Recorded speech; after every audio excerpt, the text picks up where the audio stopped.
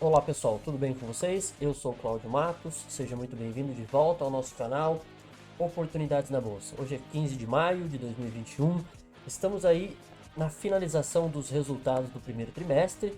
Estamos analisando todas nossas empresas que nós acompanhamos, né? São várias, um portfólio muito grande, então hoje a gente vai falar de uma empresa e com o passar do tempo, agora com mais calma, eu já dei uma olhada por cima, todos estão tranquilos, não há nenhuma empresa assim com uma situação que tenha evoluído, que tenha ficado ruim, que mereça um cuidado ou qualquer outra atenção especial. Todos vieram bem, né? Agora a gente com calma, nós vamos passar aí os números dela para vocês irem acompanhando junto aí e terem fazer a sua própria análise aí da situação dessas empresas, ok? Hoje então nós vamos falar dessa aqui, né? Raia Drogasil. É uma empresa de crescimento, né? De resultados fortes, de grande expansão. E vamos dar uma olhadinha nos números da Raia Drogasil, ok?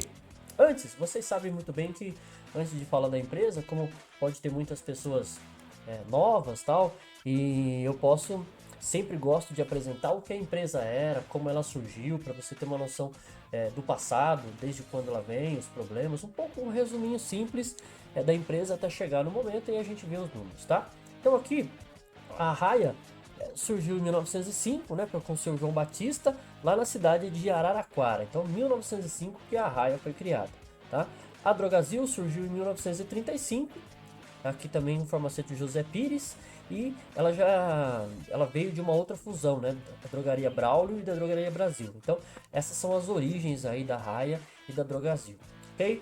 Então, vamos lá. Em 1937, a Raia deu uma expansão grande, foi para Araquara, Araçatuba, Piracicaba, são regiões grandes aí do interior de São Paulo, tá? Em 1937, a Drogazil recebeu esse nome, né, devido a mais uma fusão, e aí ela recebeu o nome certinho de Drogazil neste momento que ela recebeu o nome que possui, ok? Em 1977, a empresa abriu seu capital, a Drogazil, foi para a bolsa, foi a primeira do varejo farmacêutico a integrar a bolsa em 1977. Em 2005, a Raia completou 100 anos, 135 filiais, já era uma empresa bem grande, com 70 mil clientes. Seguindo aqui, um histórico rápido das duas empresas.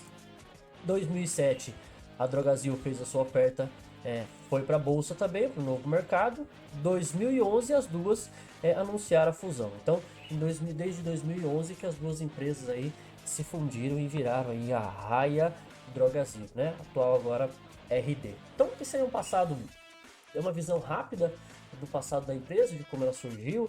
Sempre bom você que vai entrar numa empresa conhecer direitinho. Eu pessoalmente gosto de ler bastante, principalmente dos momentos mais difíceis que a empresa passou. No Brasil, que crise aqui é uma coisa muito frequente. Então, como é que a empresa se saiu nos momentos de crise? Porque no Brasil a gente, crise no passado e crise no futuro é uma certeza que nós teremos. Então, como a empresa reagiu nesses momentos é muito importante, né, para uma perspectiva de futuro. Então, agora vamos falar aí sobre os resultados do primeiro trimestre, tá? Então, aqui tem os destaques. Atualmente são 2.319 unidades, tá? Das empresas, 40 novas aberturas e um fechamento aqui, um encerramento de 20. No CAL, na divulgação dos resultados, na apresentação do webcast, a gente pôde observar que um fechamento de 20 é um fechamento um pouco mais elevado do que o normal, uma vez que o ano passado, devido à situação da pandemia, estava difícil para eles avaliar realmente se essas 20 empresas, se elas estavam sofrendo devido ao movimento da pandemia ou se realmente elas não estavam produzindo os efeitos. Então, durante o ano houve pouco fechamento e aí agora, né, em 2021, realmente eles chegaram à conclusão de que a empresa não obteve os resultados que eles gostariam. Então a empresa foi, essas 20 lojas, né, que eles chamam de lojas, essas 20 farmácias, elas foram fechadas, né? Seguindo aqui, a gente vê aqui o market share, isso aqui é fundamental, né? Houve um pequeno aumento, 0,3. no momento que uma empresa ela cresce, ela aumenta as suas lojas e ainda ganha share, é um resultado positivo, tá? A receita bruta, 6 bilhões, um crescimento de 14, quase 15 em relação ao primeiro tri de 20. E aqui é importante, ó, porque o ano de 20 é um ano, vai ser um ano assim que vai ser muito difícil para a gente ter uma comparação, porque a pandemia afetou todos os setores de uma maneira diferente, né? Só que aqui é interessante que eles colocaram a comparação com o primeiro trimestre de 19. Então, 19 a situação estava sem efeitos da pandemia. Então aqui você vê que em relação a 19 o crescimento foi de 44% arredondando, tá? A margem de contribuição também aumentado. O EBITDA ajustado, isso aqui é muito importante, é o resultado da produção, tá? Uma margem de 7 e um crescimento de 12%, tá? Isso é muito importante. O lucro líquido ajustado, 178 milhões praticamente, tá? Um crescimento de 16. O fluxo de caixa negativo, aqui a explicação é o seguinte: no primeiro trimestre é o momento em que as empresas aumentam o seu estoque, elas criam uma logística para aumentar bem o seu estoque e fazer a distribuição. Então, neste momento, primeiro trimestre, podemos dizer que é um trimestre de compra de estoque, aumento de estoque. Então, vem daí o resultado desse fluxo de caixa livre negativo, tá? Então, vamos lá, seguindo aqui, esses são só os destaques. Vamos aqui mais parte a parte. Aqui ele mostra a situação das farmácias. Aqui você pode ir acompanhando, ó, trimestre a trimestre, o crescimento, né? Desde 2020, aqui você vê o aumento das lojas, né? Número de lojas, número de farmácias, estamos aqui em 2.319 lojas, tá? E aqui você vê, ó, tá vendo que em 20, ó, em 20 praticamente, ó, no segundo trimestre não fechou nenhuma, o terceiro não fechou nenhuma, aqui foram 11, né? E aí, se você olhar nos outros releases, você vai ver que ele é um pouquinho mais elevado. Então, por isso que em 20 houve um ajuste. Do lado de cá, você vê a situação das farmácias, ó. Farmácias maduras, são farmácias por volta de 5 anos e são esse número maior aqui, praticamente 68% das lojas são lojas maduras já, né, que a pessoa já está acostumada, já vai lá, já virou cliente, já conhece. Muitos até chegam a ser chamado pelo nome, né? E aqui essas são apenas 1 ano, 2 anos e 3 anos. Então aqui são essas lojas que estão em desenvolvimento, tá? Seguindo, vamos lá. E aqui a gente tem o número de municípios. Aqui também é muito importante, né? Quanto mais ela expande para outros municípios, melhor é a situação, porque se você abre outras lojas na mesma cidade, muito próximo da região, você pode ter um canibalismo, né? Pode ter um achatamento, você pode roubar clientes da sua própria rede, né? Então essa parte a gente tem que acompanhar bem. Conforme está aumentando o número de cidades, é muito positivo. E aqui, composição do perfil. Então ali você tem o perfil das farmácias. Perdoe-me. 23% a gente faz que são farmácias populares, tá? Aqui, farmácias híbridas e 34 são farmácias nobres, farmácias em pontos mais nobres, de alta renda, tá? Então, você percebe aqui, essa é a distribuição aqui dos perfis da farmácia. Seguindo aqui, você vê como é que está a distribuição no Brasil. Interessante aqui que você vê que nessa região aqui, ó, São Paulo e Minas, você tem as duas, Raia e Drogasil. Aqui no sul, tá? No sul e no Rio de Janeiro, nós só temos a Raia.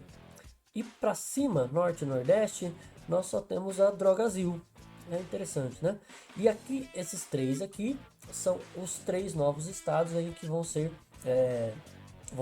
contemplados com o avanço aí da empresa, tá? Aqui a participação de mercado, você percebe aqui que teve uma pequena queda aqui no estado de São Paulo, mas muito pequena, tá?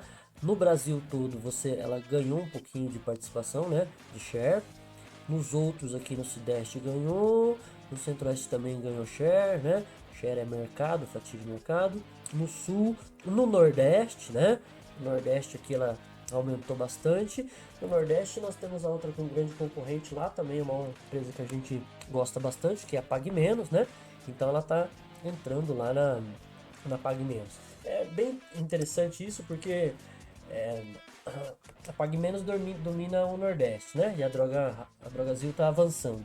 Aqui para cá, estado de São Paulo, na região Sudeste, a droga, né? Droga Raia, Drogazil tem bastante e a Pague Menos está chegando. Então uma está entrando no espaço da outra e vamos acompanhando as duas, ok? No norte, aqui ganha um ganho bem significativo, né? Vamos lá, descendo rapidinho hoje, tá? Aqui a gente vê a receita subindo, né? Receita subindo e deste lado os produtos, né? Os produtos de marca genérico e aqui destaque para o OTC. O OTC são vários produtos que você não precisa de receita e aqui a gente destaca os exames de Covid, tá? Os exames de Covid estão enquadrados aqui, ó. Então você percebe que houve um aumento no tipo, né? Parte de perfumaria, você vê aqui, ó, tem os tipos de característica dos produtos e sua venda, né? Ele chama de mix de venda. Descendo aqui, a gente tem os canais digitais, tá? Então olha que interessante. Em 2020, antes da pandemia, isso aqui era a percentagem do canal digital. Em 2020, o segundo que veio a pandemia, que fechou tudo, você vê uma expansão enorme dos canais digitais, tá? Fechou, foi todo mundo para dentro de casa, parou tudo, né? Foi 2020, foi a grande parte mais afetada ali da pandemia. Depois você vê que os canais digitais ele vem caindo devagar e agora no primeiro trimestre você vê que o canal digital voltou de novo, né? Subiu novamente, então ela está aproveitando bem aí esse segmento de um modo geral. Todas as empresas estão aproveitando bem essa metodologia digital e estão aumentando as suas vendas, tá? Aqui a gente vê as entregas. Você vê que o aumento das cidades que possuem esse trabalho, né? Essa modalidade. E os downloads aqui, você vê que os downloads, as pessoas estão aumentando aí o aplicativo da empresa, né? Da Raia Drogasil. Vamos seguir aqui. O que a gente temos aqui? Despesas com vendas. A gente vê que em relação ao ano de 2020, né, uma pequena queda, manteve aqui. A gente vê que em 2020 aqui deve ter sido foi a época do fechamento, né? Deve ter sido algumas situações novas criações, então a despesa ela subiu bastante, mas depois ela já retornou aqui a patamares. Então o que você tem? Você tem uma despesa caindo, né? Caindo em relação a 2020, um pequeno aumento em relação ao quarto trimestre, mas você vê que a empresa ela está aumentando loja, são 40 novas lojas, então para uma despesa flat é bem significativo, tá? A margem de contribuição em relação para diluição da receita está em 9%. Descendo aqui a gente chega no EBITDA, essa parte é muito importante. O EBITDA ajustado está em 419 milhões, né? Você vê que é maior do que o primeiro trimestre e o quarto tri ficou um pouquinho abaixo, mas ainda é um resultado que está em linha. Sempre lembrando, ó, o que a gente tem que lembrar? Você tem uma empresa, tá, que ela não está parada, ela está crescendo. Ela está crescendo, o resultado está flat, um pouquinho, né, com ganhos um pouquinho, ganhos substanciais, despesas em linha e caindo um pouco, só que com expansão. Então, o resultado é muito positivo, tá?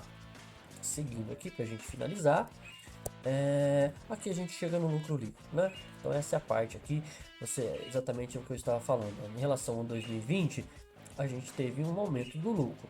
Em relação ao quarto trimestre, uma pequena redução, mas em relação aos outros a gente teve um equilíbrio. Então, 177 milhões, a gente pode dizer o seguinte, que ela manteve, né? Então, se você olhar o resultado em linha, só que com expansão de 20 lojas, né? Então isso ao meu ver, é um ponto bem positivo, ok? Então, esse é o resultado da Raia. Eu continuo mantendo a posição. Lógico que cada um aí tem que fazer a sua análise sobre a empresa, tá? A Raia é uma empresa de crescimento, é expansão. Os dividendos que ela paga é dividendos apenas obrigatório, 25%, mas é uma empresa que vai te produzir um crescimento, tá? Então, se a gente olhar aqui, ó, deixa eu mostrar aqui para vocês essa parte. Então, olhando aqui o gráfico da Raia, nós temos aqui, deixa eu ver se eu consigo achar aqui, janeiro bonitinho aqui, isso, ó. Em janeiro de 2012, lógico que isso é descontado os dividendos e também os desdobramentos, né, que são equivalentes, a ação custava R$ 2,77, tá, em 2012. Hoje, em 2021, no fechamento de ontem, sexta-feira, ela fechou a R$ 25,88. Então isso significa o seguinte, que nesse período aí, 12 dá 9 anos, né? Não, 12, isso, 9 anos, vai completar 10. Ela multiplicou o patrimônio do investidor em 9 vezes, tá? Então, nesse período aí, ela multiplicou o patrimônio que você tem investido nela em 9 vezes. Porcentagem dá em torno de 850% de ganho nesse período. Então, é uma empresa que deu resultado no que se refere ao crescimento. Você pode olhar aí que lógico que toda empresa passa por dificuldades, né? Sobe, desce, mas acompanhando os resultados você vê que é uma empresa que vai para cima. Para mim, no meu ponto de vista pessoal, opinião pessoal, para mim é uma empresa que continuo nela, a expectativa é de crescimento. Lógico, talvez o crescimento não seja na mesma velocidade que aconteceu no passado, porque tem outras empresas, né? A gente já falou da PagMenos, que também está tendo bons resultados e ainda há muito que crescer. Talvez não na mesma velocidade, mas é uma empresa que vai produzir os resultados aí. Permaneço nela e dentro das disponibilidades aí a gente vai aumentar a posição. Lembrando que esse vídeo não é uma indicação, é uma explanação, né? Cada um tem que ter a sua análise de risco, você tem que analisar direitinho qual é o seu perfil, tá? E aí você toma a sua decisão, que isso aqui é apenas uma apresentação, ok? Pelo vídeo de hoje é só. Agradeço aí o seu tempo, a sua paciência e vamos com calma apresentando os resultados aí das nossas empresas do primeiro trimestre. Já adianto novamente, todas vieram tranquilas, nenhum problema, ok? Deixe o seu like, se inscreva no canal, vai acompanhando aí a gente, aquele que quer crescer aí, empresas para o longo prazo, tá? Empresas tranquilas para você ir sem grandes situações de estresse, ok? Grande abraço e até mais.